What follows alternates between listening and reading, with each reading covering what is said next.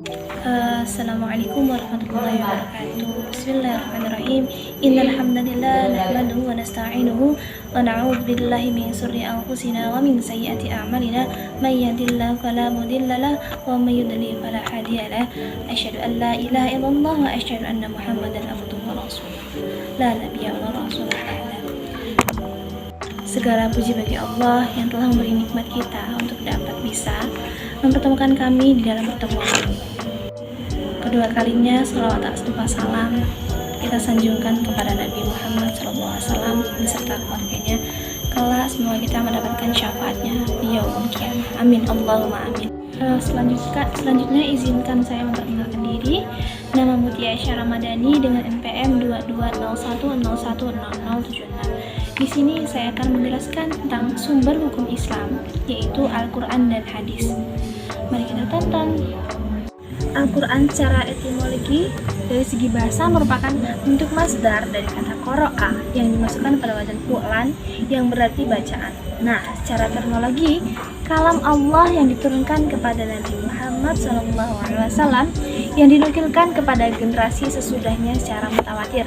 Membacanya adalah ibadah tertulis dalam mushaf, dimulai dari Al-Fatihah ditutup dengan Anas. Nah, kedudukan Al-Quran sendiri itu Al-Quran sebagai sumber hukum. Fungsi Al-Quran sebagai pedoman hidup, Al-Quran sebagai ajaran yang termuat dalam ajaran Al-Quran adalah kalam Allah yang terakhir untuk memberikan petunjuk. Fungsi Al-Quran sendiri ada 4. Yang pertama Al-Huda. Al-Huda yaitu petunjuk. Yang kedua Al-Mau'izah yaitu nasihat. Yang ketiga Al-Furqan pembeda. Dan yang keempat Asy-Syifa yaitu obat. Sumber hukum Islam yang kedua yaitu al-hadis. Hadis yaitu segala sesuatu yang bersumber dari Nabi Muhammad SAW, baik ucapan, perbuatan maupun takrir. Itu persetujuan serta penjelasan sifat-sifat dari Nabi Muhammad SAW. Nah, untuk kedudukan hadis sendiri sebagai sumber hukum Islam kedua setelah Al-Quran. Fungsi hadis sendiri yaitu sebagai bayan takriri, bayan tafsir, dan bayan tasyri, penguat hukum yang ada di Quran. Terus yang kedua sebagai penjelas atau perinci terhadap ayat yang masih bersifat umum di dalam Al-Quran. Untuk hadis dibedakan menjadi 3. Yang pertama yaitu hadis qauliyah. Hadis qauliyah yaitu hadis yang didasarkan pada ucapan Nabi Muhammad SAW. Yang kedua yaitu hadis fi'liyah. Hadis yang didasarkan pada perbuatan Nabi Muhammad SAW. Dan yang ketiga yaitu hadis takririyah.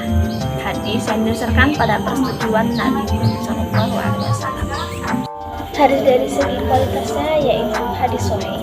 Hadis sahih yang sanadnya cukup banyak hingga akhir dan disampaikan dari rawi yang sempurna hafalannya. Yang kedua hadis hasan. Hadis hasan dari segi hafalannya perawi kurang dari hadis sahih. Yang ketiga hadis dhaif. Hadis dhaif ini yang kehilangan salah satu lebih syarat-syarat sahih dan hasannya. Oke, terima kasih guys telah menonton. Assalamualaikum.